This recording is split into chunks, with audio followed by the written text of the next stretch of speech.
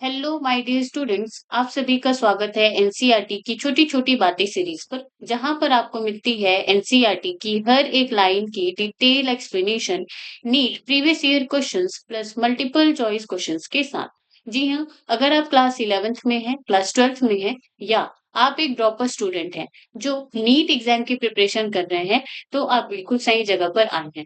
जी हाँ, मैं हूँ सरला साहू और आप देख रहे हैं gate science Sarla YouTube channel. तो चलिए शुरू करते हैं हमारा आज का लेक्चर। आज हम पढ़ने जा रहे हैं class 11 biology chapter 19 chemical coordination and integration, और आज का हमारा टॉपिक होने वाला है पिट्यूटरी ग्लैंड, पीनियल ग्लैंड, और हम यहाँ पे डायबिटीज इंसिपिडस टॉपिक को भी कवर करेंगे। ठीक है, तो लेक्चर शुरू होने से पहले मेक श्योर कीजिए कि आपके पास आपकी एनसीईआरटी हो, पेन हो, कॉपी हो, ताकि आप इंपॉर्टेंट पॉइंट्स को हाईलाइट कर सके, मार्क कर सके, नोट्स बना सके। और अगर आपकी वीडियो स्लो लग रही होगी तो आप इसको 1.25 एक्स स्पीड में इंक्रीज करके देख सकते हैं। आगे बढ़ने से पहले अगर आपने चैनल को सब्सक्राइब नहीं किया है तो चैनल को जरूर से सब्सक्राइब करें। ओके, चलो स्टार्ट करते हैं। The pituitary gland. The pituitary gland is located in the bony cavity called sella turcica and is attached to the hypothalamus by a stalk. Figure 19.2। तो देखो, पिट्यूटरी जो ग्लैंड होता है उसको मास्टर ग्लैंड भी बोला जाता है, क्योंकि वो बॉडी के बहुत सारे ग्लैंड्स को क्या करता है, उनके फंक्शंस को कंट्रोल करता है, रेगुलेट करता है। ठीक है, तो ये जो पिट्यूटरी ग्लैंड है वो कहाँ पे प्रेजेंट होता है, वो सेला टर्सिका में प्रेजेंट होता है। और ये जो सेला टर्सिका है वो क्या है, बोनी कैविटी ऑफ द स्कल। तो जो स्कल हमने पढ़ा था, क्रेनियल बोन से स्कल बनता है, तो वहां पे जो है बोनी कैविटी होती है जिसका नाम होता है सेला टर्सिका, और वहां पे प्रेजेंट होता है आपका पिट्यूटरी ग्लैंड। और ये जो पिट्यूटरी ग्लैंड होता है वो कनेक्टेड होता है हाइपोथैलेमस से एक स्टॉक के थ्रू, जिसका नाम है क्या, इन्फंडिबुलम। तो अगर आप यहाँ पे एनसीईआरटी इमेज में देखेंगे फिगर 19.2 में, तो आपको यहाँ पे देखने को मिलेगा ये क्या है, आपका पिट्यूटरी ग्लैंड है। ठीक है, और यहाँ पे आपको ये हाइपोथैलेमस जो है दिखाया गया है। अब हाइपोथैलेमस और यहाँ पे पिट्यूटरी ग्लैंड जो है ये स्टॉक के थ्रू जुड़े हुए हैं, और इसी स्टॉक का नाम है क्या, इन्फंडिबुलम। ठीक है, चलो। It is divided anatomically into an adenohypophysis and a neurohypophysis। अब देखो, ये जो पिट्यूटरी होता है इसको एनाटॉमिकली डिवाइड किया जाता है, किसमें, एक है क्या एडिनोहाइपोफाइसिस और एक है क्या न्यूरोहाइपोफाइसिस। ओके, अब ये जो एडिनोहाइपोफाइसिस है इसको एंटीरियर पिट्यूटरी भी बोला जाता है, ऑल्सो कॉल्ड, और न्यूरोहाइपोफाइसिस को पोस्टीरियर पिट्यूटरी। तो यहाँ पे आपका जो एनसीईआरटी है वहां पे आप लिख लो कि एंटीरियर पिट्यूटरी को और क्या बोला जाता है, एडिनोहाइपोफाइसिस, और पोस्टीरियर पिट्यूटरी को क्या बोला जाता है, न्यूरोहाइपोफाइसिस। ठीक है, साइड में आप लिख लीजिए क्योंकि एग्जाम में क्या होता है, कंफ्यूजन होता है। ओके, अब देखो ये जो एडिनोहाइपोफाइसिस है इसके दो भाग आपको देखने को मिलते हैं, टू पार्ट्स आपको यहाँ पे देखने को मिलेंगे।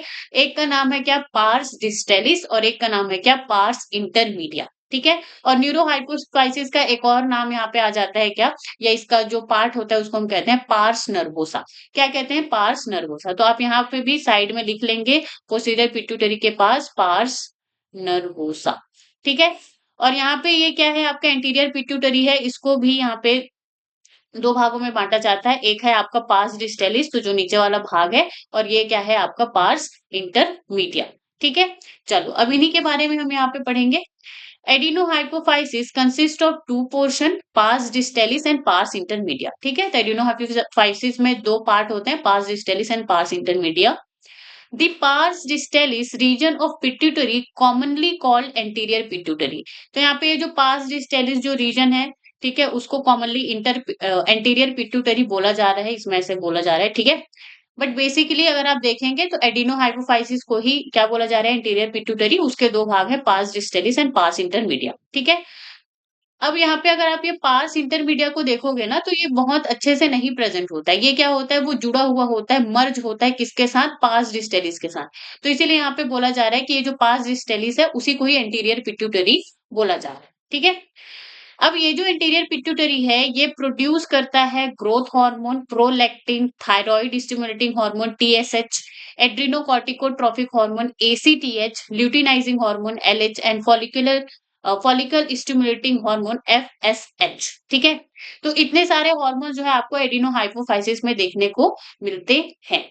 अब यहाँ पे जो है पार्स इंटरमीडिया के बारे में दिया हुआ है। Parse intermedia secretes only one hormone called melanocyte stimulating hormone MSH.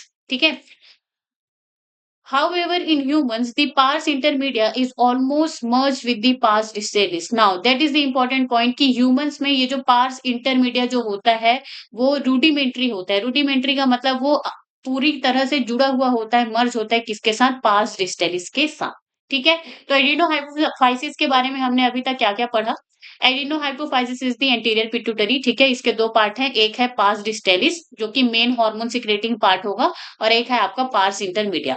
तो ये जो पार्स इंटरमीडिया है, ये सिर्फ और सिर्फ एक ही हार्मोन सिक्रेट करता है जिसका नाम है एमएसएच, मेलानोसाइट स्टिमुलेटिंग हार्मोन.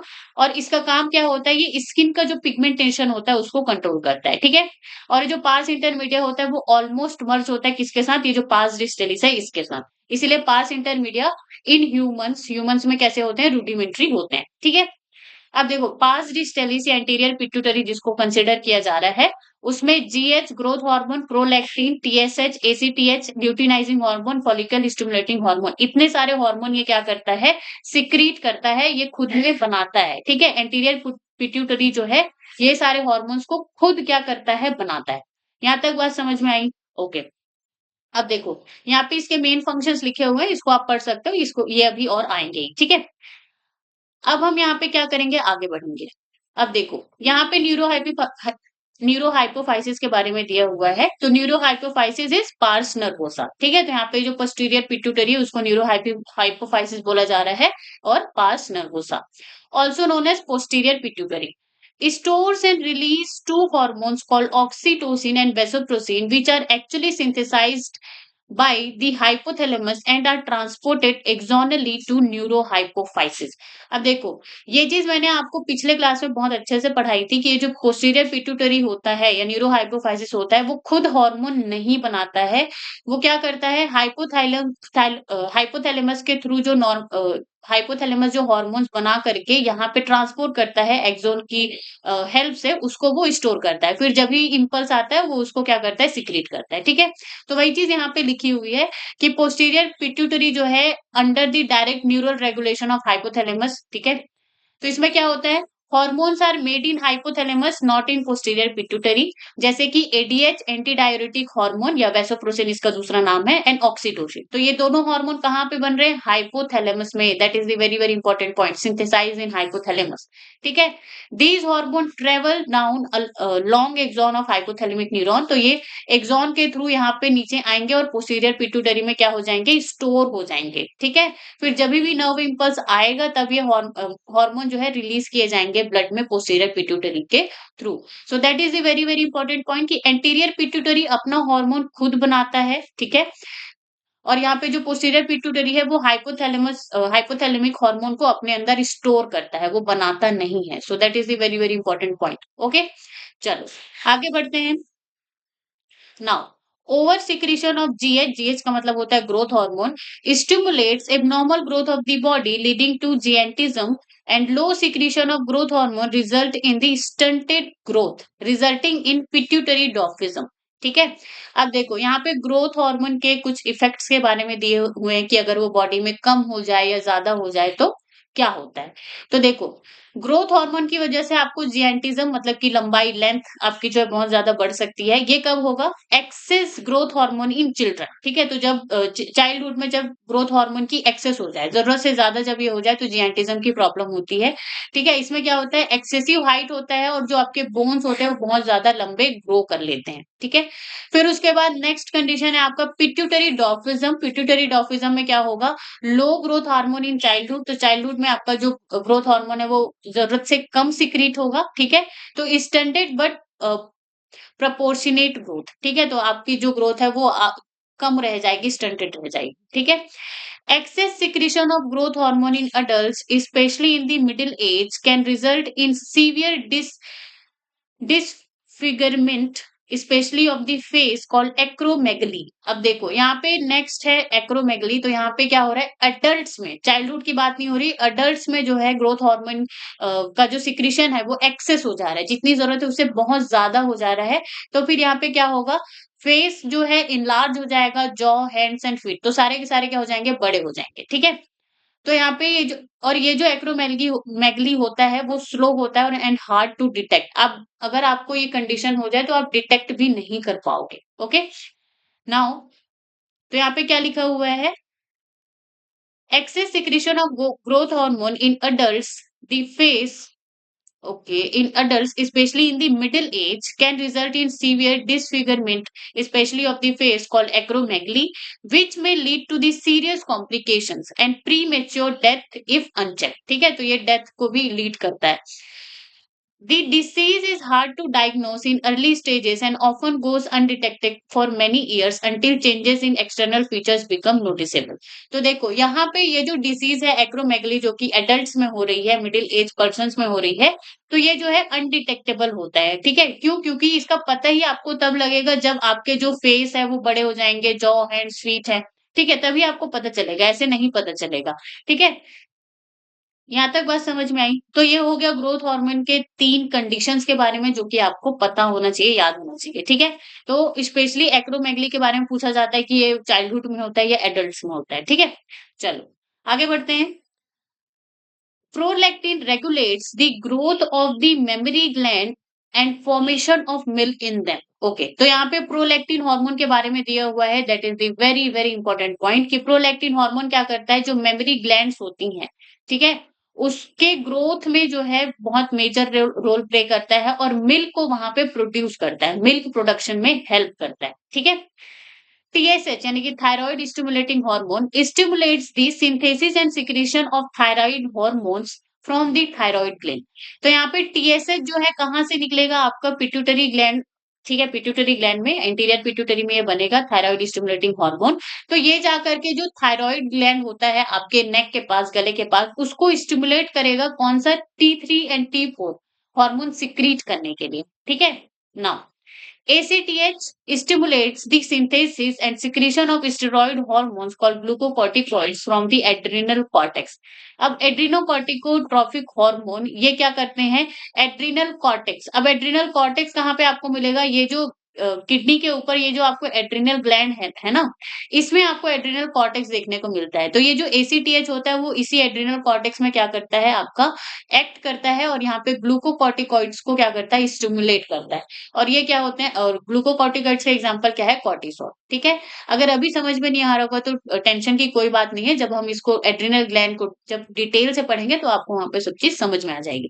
अभी आप इसको एज ए इंट्रोडक्टरी क्लास लो. हाँ, लेकिन आपको याद क्या रखना है कि यहाँ से पिट्यूटरी ग्लैंड से ACTH हार्मोन जो है क्या हो रहा है? सिक्रीट हो रहा है, जो कि एक्ट कहाँ पे करता है या स्टिमुलेट किसको करता है? एड्रिनल कॉर्टेक्स को. क्यों? ताकि वो ग्लूकोकॉर्टिकॉइड हार्मोन क्या करे? सिक्रीट करे. तो इतना आपको याद रखना है अभी. ठीक है, next. LH and FSH stimulate gonadal activity and hence are called gonadotropins. अब देखो, ये बहुत ही बेसिक सा क्वेश्चन पूछा जाता है कि गोनेडोट्रोपिन्स में कौन कौन आते हैं. तो गोनेडोट्रोपिन्स में कौन कौन आएंगे? आपके luteinizing hormone LH and FSH, follicle stimulating hormone. तो ये दोनों को गोनेडोट्रोपिन्स बोला जाता है. क्यों? क्योंकि ये गोनेडल एक्टिविटी को क्या करते हैं? स्टिमुलेट करते हैं. अब वो कैसे करते हैं उसी को हम देखेंगे. इन मेल्स ल्यूटिनाइजिंग हार्मोन यानी कि LH stimulates the synthesis and secretion of hormones called androgens from testis. अब देखो, टेस्टिस क्या होता है? जो मेल का जो रिप्रोडक्टिव ऑर्गन में जब हम देखेंगे तो यहाँ पे आपको ये जो रीजन है इसको क्या बोला जाता है? टेस्टिस बोला जाता है. अब ये जो टेस्टिस होता है वहां पर ये जो ल्यूटिनाइजिंग हार्मोन होता है, ठीक है, तो वहां पे एंड्रोजन, ठीक है, मतलब कि वो टेस्टोरॉन बनाने में हेल्प करता है और टेस्टोरॉन की वजह से ही मेल्स में आपको सेकेंडरी सेक्सुअल कैरेक्टर्स देखने को मिलते हैं. ठीक है, तो यहाँ पे ये जो ल्यूटिनाइजिंग हार्मोन है वो क्या करता है? एंड्रोजन के सिक्रीशन को क्या करता है? स्टिमुलेट करता है from the testis. Okay, next काम क्या है यहाँ पे? In males, follicular stimulating hormone and androgens regulate the spermatogenesis. Now, that is the very very important point. Spermatogenesis क्या होता है? Spermatogenesis का मतलब होता है the process of formation of gametes या फिर sperm. ठीक है, जो शुक्राणु जो होते हैं मेल्स में उसके बनने को उस स्पर्म बनने की प्रक्रिया को, उस प्रोसेस को क्या बोला जाता है? स्पर्मेटोजेनेसिस बोला जाता है. ठीक है, तो इसको कौन यहाँ पे जो है रेगुलेट करेगा? Follicular stimulating hormone. किसके साथ मिल करके? एंड्रोजन्स के साथ मिल करके. ठीक है, तो आप जो है यहाँ पे लिख लेंगे टेस्टिस के अंदर ही स्पर्मेटोजेनेसिस की प्रोसेस जो है होती है. ठीक है, अब यहाँ पे FSH तो है ही साथ एंड्रोजन. तो एंड्रोजन को यहाँ पे टेस्टोस्टेरोन बोला जा रहा है. ठीक है? तो यहाँ पे follicular stimulating hormone plus androgen दोनों मिल करके क्या करते हैं, स्पर्मेटोजेनेसिस की प्रोसेस को क्या करते हैं, कंट्रोल करते हैं, रेगुलेट करते हैं मेल्स में। Next, in females luteinizing hormone induces ovulation of fully mature follicle, जिसको क्या बोला जा रहा है, Graafian follicles, and maintains the corpus luteum formed from the remnants of the Graafian follicles after ovulation। अब देखो, फीमेल्स में जो है ये जो ल्यूटिनाइजिंग हार्मोन होता है वो ओव्यूलेशन को क्या करता है, स्टिमुलेट करता है, और कॉर्पस ल्यूटियम को क्या करता है, मेंटेन करता है। अब ओव्यूलेशन प्रोसेस क्या होता है, देखो फीमेल्स में क्या होती हैं, आपने स्ट्रक्चर देखा होगा तो उनमें जो है 2 ओवरी प्रेजेंट होती हैं। क्या होती हैं? ओवरी प्रेजेंट होती है। अब उसमें उन ओवरी में क्या होता है, एग का फॉर्मेशन होता है, ठीक है? अब उस एग में क्या होगा आपको, तो ये एक पूरा साइकिल होता है, ठीक है? एग के बनना एक पूरा साइकिल होता है, तो इसमें आपको प्रीमोर्डियल फॉलिकल देखने को मिलेगा। इसके अंदर आपको जो है ये जो दिख रहा है वो एग है, ठीक है? फिर उसके बाद आपको pre enteral follicle, small enteral follicle, फिर उसके बाद प्री ओव्यूलेटरी फॉलिकल। तो ये जो पूरा फॉलिकल ये जो होता है इसको हम क्या कहते हैं, ग्राफियन फॉलिकल कहते हैं। क्या कहते हैं? ग्राफियन फॉलिकल, जो कि फुल्ली मैच्योर होता है, जो कि ओव्यूलेट करने के लिए, ओव्यूलेशन के लिए क्या होता है, यहाँ पे रेडी होता है। उसको हम क्या कह रहे हैं, ग्राफियन फॉलिकल, ठीक है? अब इस ग्रेफियन फॉलिकल से ये जो ओव्यूल है ये क्या करेगा, ये बाहर निकल जाएगा। क्या निकल जाएगा? बाहर निकल जाएगा। फिर जो भी यहाँ पे एक्स्ट्रा रेमिनेंट जो होगा उसको हम क्या कहते हैं, कॉर्पस ल्यूटियम कहते हैं। क्या कहते हैं? कॉर्पस ल्यूटियम कहते हैं। तो ये जो ल्यूटिनाइजिंग हार्मोन है वो इस ओव्यूलेशन के लिए, मतलब कि ये जो एग यहाँ पे बना हुआ है उसके रिलीज के लिए क्या होता है, इंपॉर्टेंट होता है, ठीक है? एग एग यहाँ से रिलीज हो उसको हम क्या कहते हैं, ओव्यूलेशन। तो इसको ल्यूटिनाइजिंग हार्मोन जो है क्या करता है, फेवर करता है, स्टिमुलेट करता है। फिर उसके बाद ये जो जो भी बचता है ओव्यूलेशन के बाद उसको हम क्या कह रहे हैं, कॉर्पस ल्यूटियम, उसको भी मेंटेन करता है। कौन? Luteinizing hormone. That is very very important point. Now FSH stimulates the growth and development of the ovarian follicles in females. Now that is the important point. अब FSH क्या करता है, growth of ovarian follicles। तो यहाँ पे हम जितने भी यहाँ पे पढ़ रहे हैं ना, ये क्या है, फॉलिकल्स हैं। क्या है? फॉलिकल्स। तो यहाँ पे ये जो भी फॉलिकल्स का बनना है, इनका जो ग्रोथ है, इसको ये FSH क्या करता है, यहाँ पे रेगुलेट करता है या स्टिमुलेट करता है। एफएसएच का नाम ही क्या है, फॉलिकल स्टिमुलेटिंग हार्मोन, ठीक है? मतलब कि फॉलिकल के बनने को, फॉलिकल के ग्रोथ को क्या करेगा, फेवर करेगा। यहाँ तक बात समझ में आई? तो ऐसा नहीं है कि जब हम मेंस्ट्रुएशन पढ़ेंगे क्लास 12th में तो वहां पे आपको ल्यूटिनाइजिंग हार्मोन एंड एफएसएच इसका जो है मेजर रोल वहां पे देखने को मिलेगा, ठीक है? इसका मतलब ये बिल्कुल भी नहीं है कि ये ल्यूटिनाइजिंग हार्मोन और एफएसएच जो है मेल्स में नहीं होते हैं, मेल्स में भी होते हैं। और इनका जो काम है कि ये मेल्स में क्या काम करते हैं आपको याद रखना है। ल्यूटिनाइजिंग हार्मोन क्या करता है, एंड्रोजन यानी कि टेस्टोस्टेरोन बनाने फॉर्मेशन में क्या करता है, ये हेल्प करता है, ठीक है, फ्रॉम द टेस्टिस उसके सिक्रीशन के लिए। और फॉलिकुलर स्टिमुलेटिंग हार्मोन एंड्रोजन के साथ मिलकर के स्पर्मेटोजेनेसिस प्रोसेस को क्या करता है, फेवर करता है या स्टिमुलेट करता है। ओके, तो ये आपको याद होना चाहिए। नाउ आगे बढ़ते हैं। MSH acts on the melanocytes, melanin containing cells and regulate the pigmentation of the skin। अब देखो MSH जो होता है मेलेनोसाइट स्टिमुलेटिंग हार्मोन, तो ये क्या करता है, मेलेनोसाइट जो सेल्स होती हैं, ठीक है, मेलेनोसाइट सेल्स क्या होती हैं, जिनमें मिलेनिन जो है प्रेजेंट होता है। और मिलेनिन क्या होता है भाई, मिलेनिन होता है क्या, पिगमेंट। मिलेनिन क्या होता है, पिगमेंट। अगर कोई ह्यूमन बॉडी है, अगर उसमें मिलेनिन ज्यादा है तो उसका रंग क्या होगा, काला होगा, ठीक है। और अगर मिलेनिन की मात्रा कम है, ठीक है, सेल्स में, मेलेनोसाइट्स में अगर मिलेनिन की मात्रा कम है तो वहां पे क्या होगा, वो जो इंसान होगा वो क्या होगा, गोरा होगा। ओके, तो यहाँ पे क्या होगा कि अगर किसी का रंग डार्क है, अगर अगर कोई काला है तो वो मिलेनिन पिगमेंट की वजह से है कि वहां पे मिलेनिन का जो पिगमेंट है वो बहुत ज्यादा है इसलिए। और अगर मिलेनिन कम है तो वो गोरा हो जाएगा, ठीक है।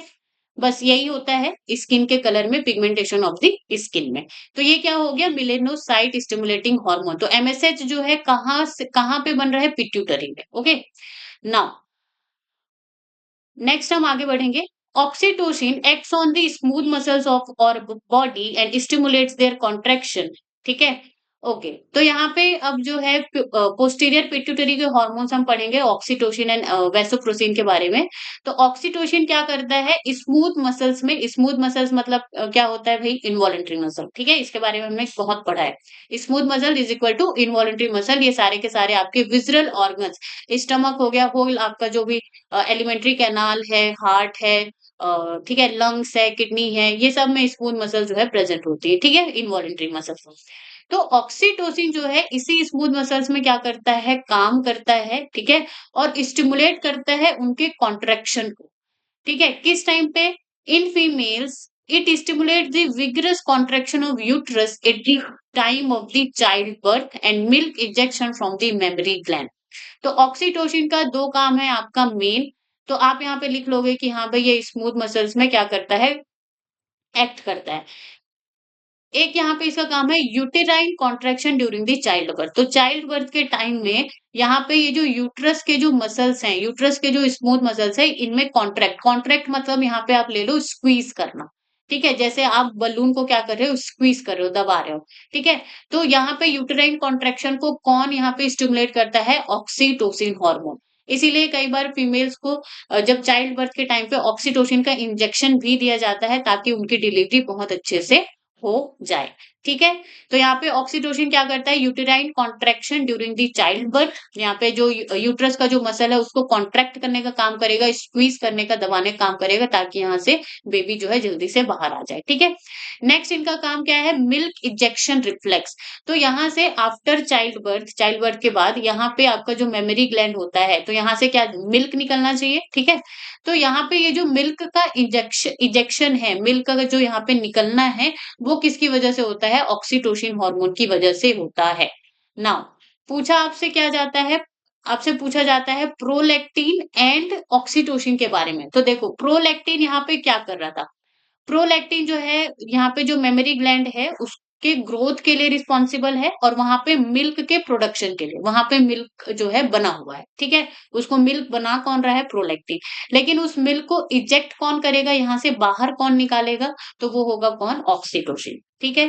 तो ये बात आपको क्लियर होनी चाहिए ऑक्सीटोसिन एंड प्रोलैक्टिन के बारे में।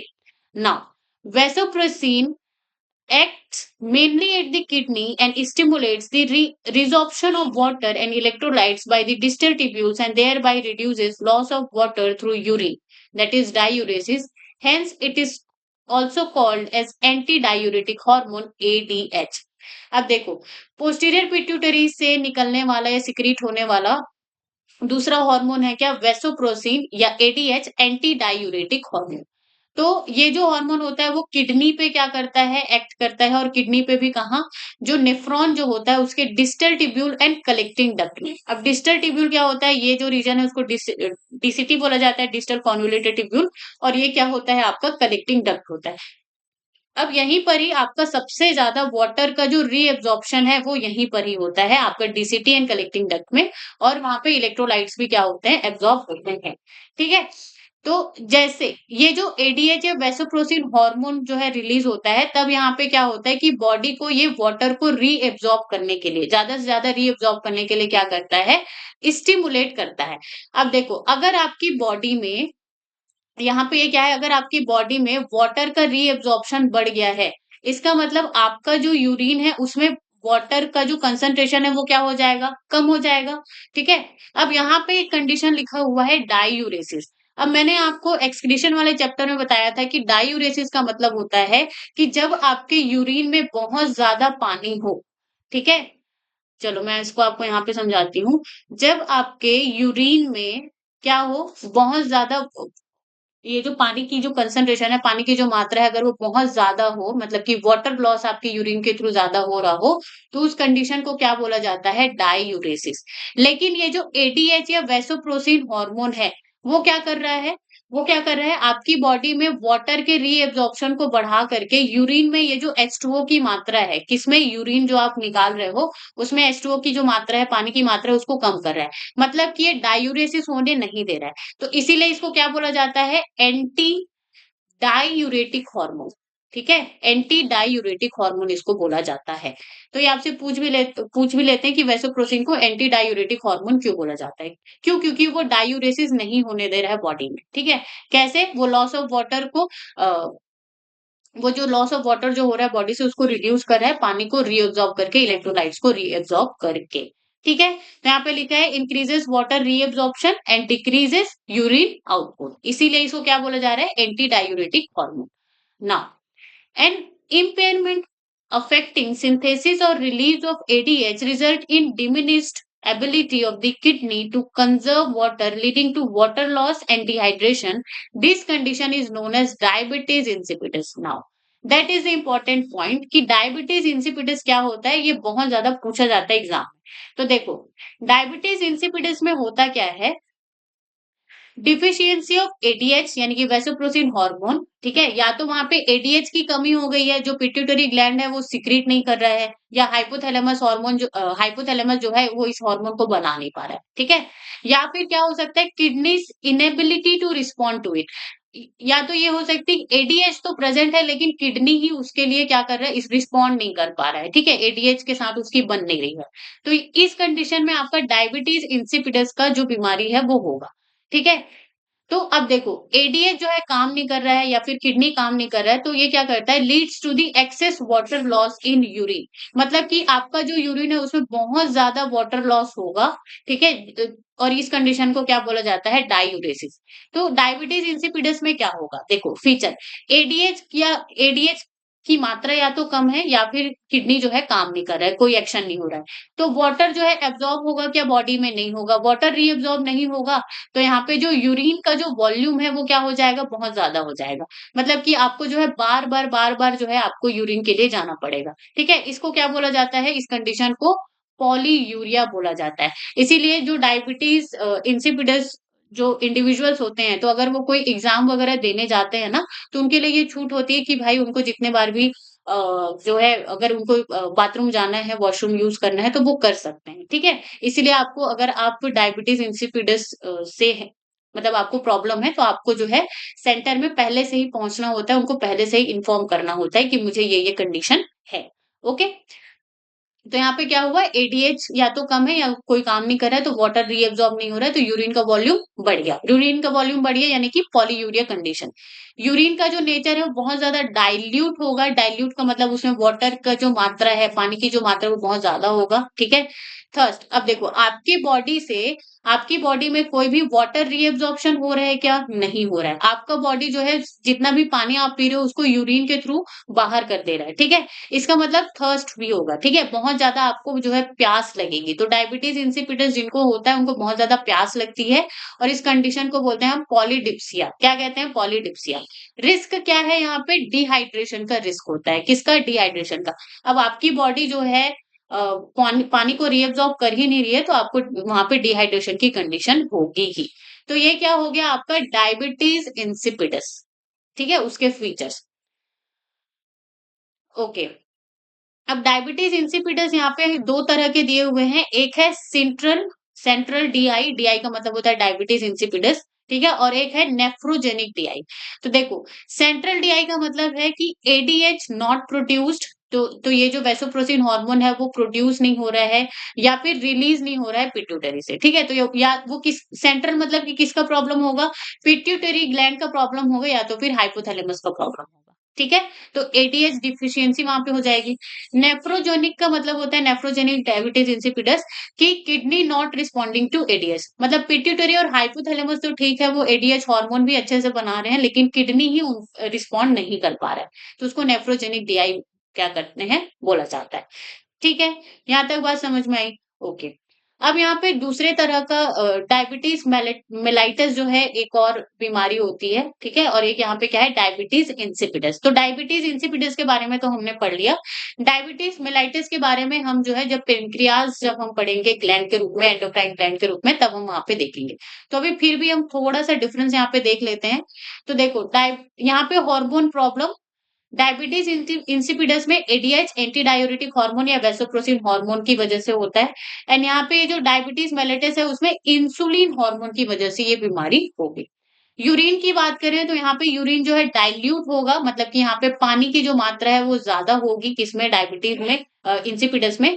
और यहाँ पे ये जो डायबिटीज़ मेलाइटस है, इसमें ये क्या करेगा, ग्लूकोज़ कंटेन करेगा, ठीक है? ग्लूकोसूरिया हम जिसको कहते हैं, कि यूरिन में जो है ग्लूकोज़ भी क्या हो जाएगा, पास हो जाएगा। इसीलिए जिनको भी डायबिटीज़ मेलाइटस होते हैं और वो यूरिन करते हैं कहीं पे, ठीक है? और अगर उन्होंने वहाँ पे कोई भी फ्लश नहीं किया या फिर पानी नहीं डाला, तो वहाँ पे चींटियाँ जो है आ जाती हैं। क्यों? क्योंकि उसमें ग्लूकोज़ प्रेज़ेंट होता है।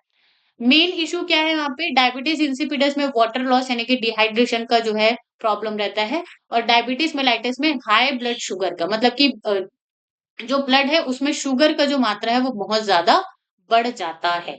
सो ये हुआ क्या, diabetes insipidus and diabetes mellitus के बीच में डिफरेंस। यहाँ तक बात समझ में आई? ओके। तो यहाँ पे ये जो पॉइंट दिया हुआ है रोल ऑफ एडीएस, तो इसके बारे में तो हमने पहले ही पढ़ लिया है, ठीक है? तो इतनी बातें समझ में आई डायबिटीज इंसिपिडस। तो यहाँ पे हम इसको एक बार पढ़ लेते हैं। एन इम्पेयरमेंट अफेक्टिंग सिंथेसिस और release of ADH release in diminished ability to kidney to conserve water leading to water loss and dehydration. मतलब कि या तो एडीएच अच्छे से सिक्रेट नहीं हो रहा है, या तो किडनी जो है काम नहीं कर रहा है एडीएच के रिस्पॉन्स में, ठीक है? तो यहाँ पे वाटर लॉस का कंडीशन होता है और बॉडी को डिहाइड्रेशन हो जाता है। और ये जो कंडीशन है इसी को डायबिटीज इंसिपिडस यहाँ पे बोला जा रहा है। ओके, चलो। तो ये हो गया पिट्यूटरी ग्लैंड के बारे में। इंपॉर्टेंट पॉइंट्स हम यहाँ पे देख लेते हैं, ठीक है? एंटीरियर पिट्यूटरी जो है, उसको हम ट्रू एंडोक्राइन ग्लैंड कहेंगे। क्यों भाई? क्योंकि वो अपना हार्मोन खुद बना रहा है और सिक्रेट कर रहा है। हाँ, इसका जो कमांड है वो हाइपोथैलेमस के पास होता है, वो हाइपोथैलेमस इसको क्या करता है, रेगुलेट करता है, ठीक है? पोस्टीरियर पिट्यूटरी की अगर हम बात करें तो न्यूरो एंडोक्राइन स्टोरेज साइट है, ठीक है? ये इसको आप ट्रू एंडोक्राइन ग्लैंड नहीं कहेंगे, क्योंकि पोस्टीरियर पिट्यूटरी कोई भी हार्मोन सिंथेसाइज नहीं कर रहा है, वो नहीं बना रहा है। वो हाइपोथैलेमस का जो हार्मोन है उसको स्टोर करके यहाँ पे रख रहा है, और जब नर्व इम्पल्स आ रहे हैं तो सिक्रीट कर रहा है, ठीक है? MSH melanocyte stimulating hormone, only hormone of parse intermedia. तो पार्स इंटरमीडिया जो ऑलमोस्ट मर्ज होता है पार्स डिस्टेलिस के साथ, और वो एक ही हार्मोन सिक्रेट करता है, एमएसएच, ठीक है? अब देखो, growth hormone and prolactin PRL direct hormones, ठीक है? तो ये जो है डायरेक्ट हार्मोन्स है, ये क्या करते हैं, डायरेक्ट टिश्यू पर ही क्या करते हैं, काम करते हैं। लेकिन वहीं पे अगर आप TSH, thyroid stimulating hormone, adrenocorticoid hormone, luteinizing and follicular stimulating hormone के बारे में अगर आप देखें तो इनको हम ट्रॉपिक हार्मोन्स कहते हैं। क्यों? क्योंकि ये ग्लैंड के ऊपर काम करते हैं। जैसे कि टीएसएच जो है पिट्यूटरी ग्लैंड से सिक्रीट हुआ और कहाँ पे जाएगा, थायराइड ग्लैंड के पास जाएगा, और फिर थायराइड ग्लैंड को क्या करेगा, या तो आप टी3 या टी4 हार्मोन जो है यहाँ पे सिक्रीट करो, थायराइड हार्मोन आप सिक्रीट करो करके वो क्या करेगा, स्टिमुलेट करेगा। तो यही सब काम ये एसीटीएच एंड एसीटीएच एडिनोकॉर्टिकोट्रोपिक हार्मोन किस पे काम कर रहा है, एड्रिनल ग्लैंड पे, ठीक है? तो ये सारे के सारे ग्लैंड पे क्या करते हैं, एक्ट करते हैं, काम करते हैं, इसलिए इनको ट्रॉपिक हार्मोन बोला जा रहा है। वहीं पे ग्रोथ हार्मोन एंड प्रोलैक्टिन जो है डायरेक्ट हार्मोन, क्योंकि वो डायरेक्ट जहाँ पे काम है, प्रोलैक्टिन जो है मेमोरी ग्लैंड पे जो है काम करता है, तो वो डायरेक्ट मेमोरी जो टिश्यू है, मेमोरी ग्लैंड्स की जो टिश्यू है वहां पे जाएंगे और वहां पे काम करेंगे, ठीक है? चलो, अब यहाँ पे आते हैं पीनियल ग्लैंड के बारे में। The pineal gland is located on the dorsal side of the forebrain. तो जो फोरब्रेन हमने पढ़ा था उसके डॉर्सल साइड यानी कि बैक साइड में ये प्रेजेंट होगा। आपको इस इमेज में ये दिखाई दे रहा है pineal gland. Pineal secretes a hormone called melatonin, ठीक है? तो ये जो पीनियल ग्लैंड है वो मेलाटोनिन हार्मोन सिक्रेट करता है।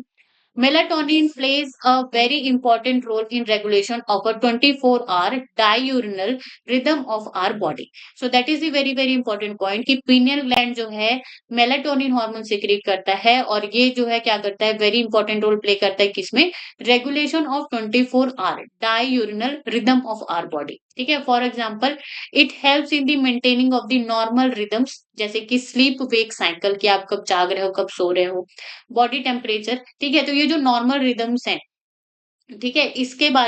इसमें जो है ये बहुत ही ज्यादा मेजर रोल प्ले करता है, कौन, मेलाटोनिन हार्मोन या पीनियल ग्लैंड आप कह सकते हो। In addition melatonin also influences metabolism. तो इसके अलावा, ठीक है, ये जो देखो 24 ये जो डाययूरिनल रिदम ऑफ आवर बॉडी है, जैसे स्लीप वेक साइकिल या बॉडी टेम्परेचर होम्योस्टेसिस जिसको हम कह रहे हैं, ठीक है? तो उसमें तो ये बहुत ही ज्यादा इंपॉर्टेंट रोल प्ले करेगा ही करेगा। इसके अलावा ये जो है मेटाबॉलिज्म को भी इन्फ्लुएंस करता है, स्किन का जो पिगमेंटेशन होता है उसको इन्फ्लुएंस करता है, मेंस्ट्रुअल साइकिल फीमेल्स में, दैट इज इंपॉर्टेंट पॉइंट, ठीक है? जो मेंस्ट्रुअल साइकिल है फीमेल्स में उसको क्या करेगा, ये इफ़ेक्ट करेगा। कैसे करेगा? देखो, अगर आप मेंस्ट्रुअल साइकिल का किस्सा ये होता है कि अगर आप टाइम से सो रहे होते हैं, टाइम से जग रहे होते हैं, आपका एक बेसिक रूटीन होता है, तो आपको जो मेंस्ट्रुअल साइकिल होता है ना फीमेल्स में, वो भी क्या होती है, वो अच्छे से होती है, ठीक है? टाइम पर आएँगी, टाइम पर जाएँगी।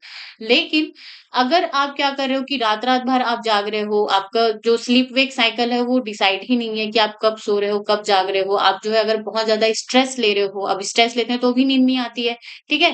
तो इसकी वजह से ये जो मेलाटोनिन हार्मोन है, तो ये आपका जो 24 hour diurnal rhythm of your body है, वही अच्छे से नहीं रहेगा, तो वो मेंस्ट्रुअल साइकिल को भी वो अच्छे से नहीं रखेगा, ठीक है? तो इसीलिए मेलाटोनिन जो है 24 hour diurnal rhythm of our body को तो रेगुलेट करता ही है, तो उस फिर इनडायरेक्टली वो मेंस्ट्रुअल साइकिल को भी क्या करता है, इफेक्ट करता है, ठीक है?